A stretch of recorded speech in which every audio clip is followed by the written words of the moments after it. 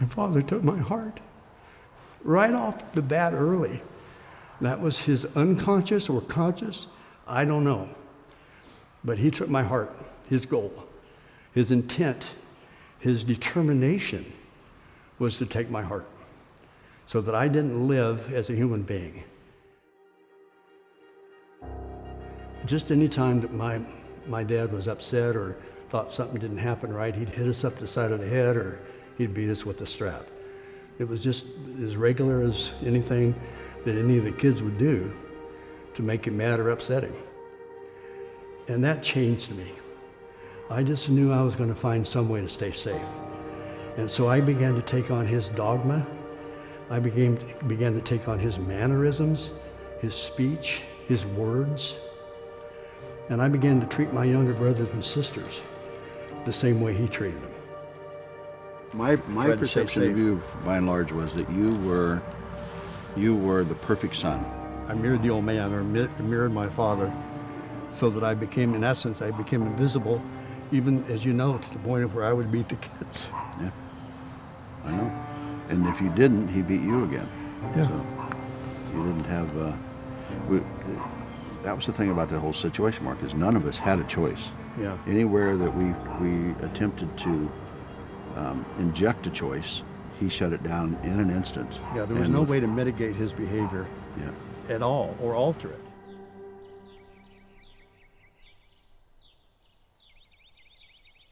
I left Westboro because of the gal that I met, my girlfriend. And that's what happened. That's just as simple as it is. She got through my heart, and I felt love. And I wasn't going to turn my back on that. I was forced to make that decision. Either leave and go to hell or walk away from that love, and I couldn't do it. So I left. Where will I go from your spirit? Or where will I hide from your presence? If I go into heaven, you're there. If I go into hell, you're there. Let me take the wings of the morning and dwell in the uttermost parts of the sea.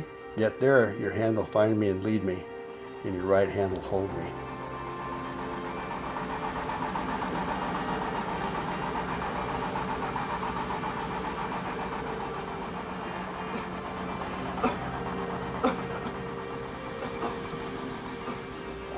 I was taught by my father to open this book and read it and get more burden, more weight, more condemnation, more shortfall, more shame. And one of the biggest miracles in my life is I can open the book now and read it for the truth that it is and the hope in life it is. Hear me, O Lord, for your loving kindness is good. Turn to me according to the multitude of your tender mercies. And don't hide your face from your servant. I'm in trouble, hurry up and hear me.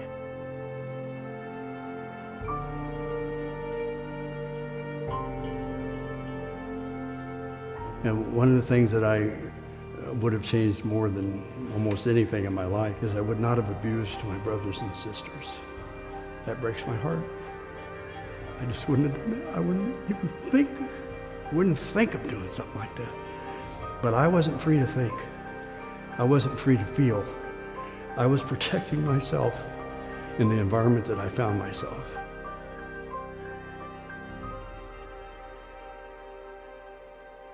Did I ever tell you I was sorry for beating with the Madoc candle? Yeah, you've said it a couple times to me. Well, I'm really sorry about doing that to you. I appreciate it. You're the best brother in the world, and I love you. Thanks, Mark.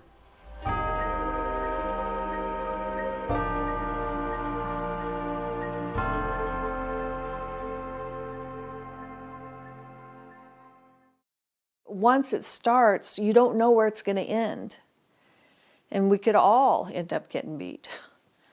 And we could, and we don't know how far he's going to take it. And we have no control over it. And there's nobody to help us. Nobody to help us. It was hopeless. What's the matter? What's wrong with you? Say. What's the matter? Say. What's going on with you? There's something not right about you. You're wrong with the Lord. Do you ever want to do any good? Do you ever want to do any good for the church? Do you ever want to live right? Do you ever want to serve the Lord?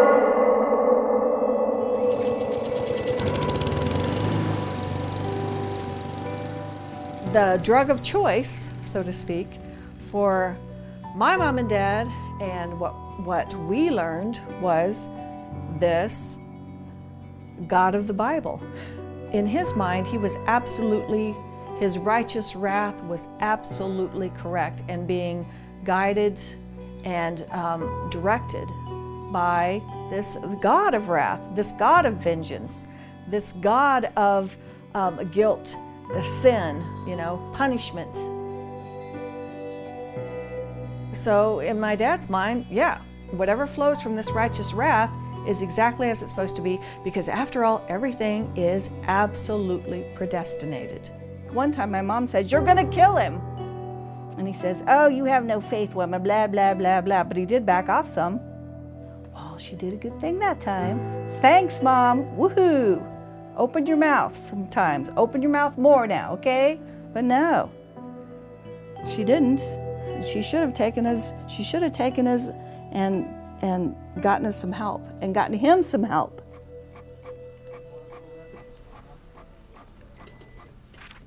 I think my dad was the bigger victim because he bought into this belief system so profoundly that he could not even see past his nose. And my mom was just kind of one of the minions, one of the followers.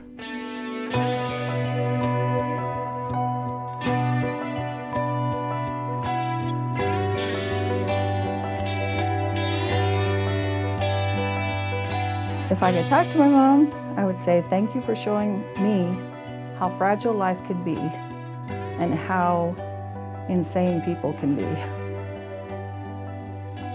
Thank you for showing me how easily we can give our power away and how extremely hard it can be once we've given our power away to get that power back.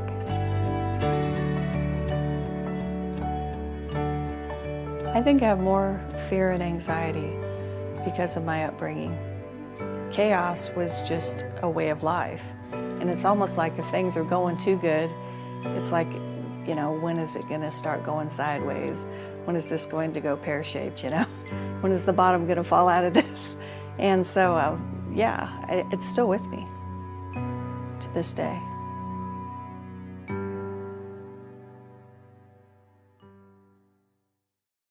The last family in North America who should be holding themselves up as a standard for moral behavior and purity and goodness and godliness is my family.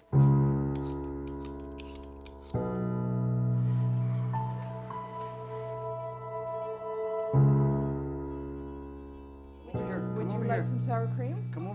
I would be backing around the dining room table with him with the mattock up he had it held like this, and he was coming after me, and he would smack me in the arm somewhere, and I'm protecting myself, and he's just screaming, and his face is literally this mottled red, and then he's got that mattock pressed up against my neck, holding me in position, and screaming right in my face, and then just stopping for a minute, and then he'd go, There's a Labrador there. His pet is a grocer. These families that I know who have been raised and have grown in an environment where their parents and their siblings just love each other and they support each other. That just is not the world that I grew up in or that I have ever experienced. So. Night, guys.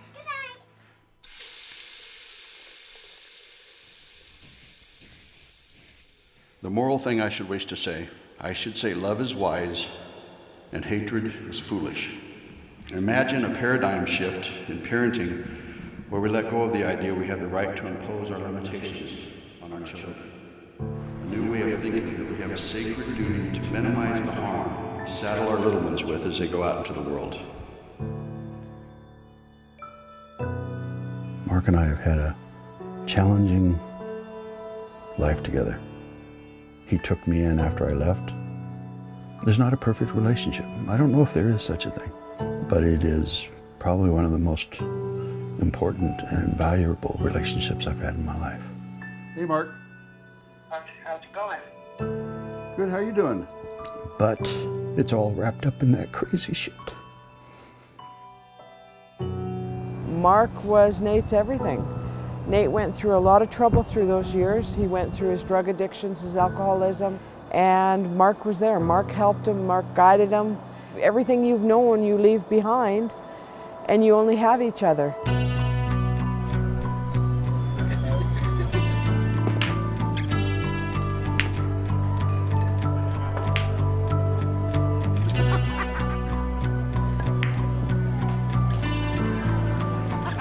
This whole big issue of extended family or family members who have left has been a kind of a scary, I don't want to mess with it, because I don't know how to deal with it.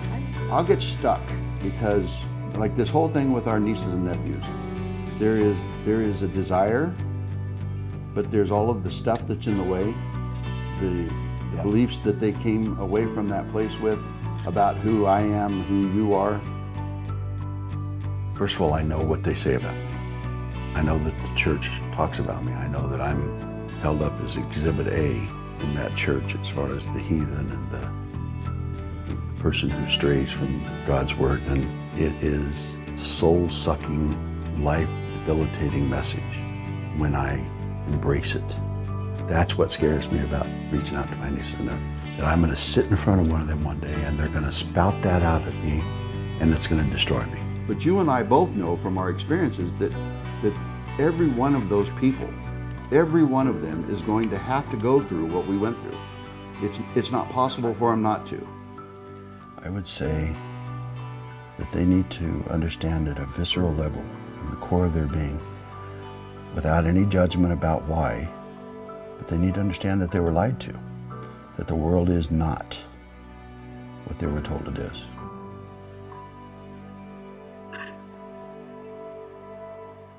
What's going on, lad?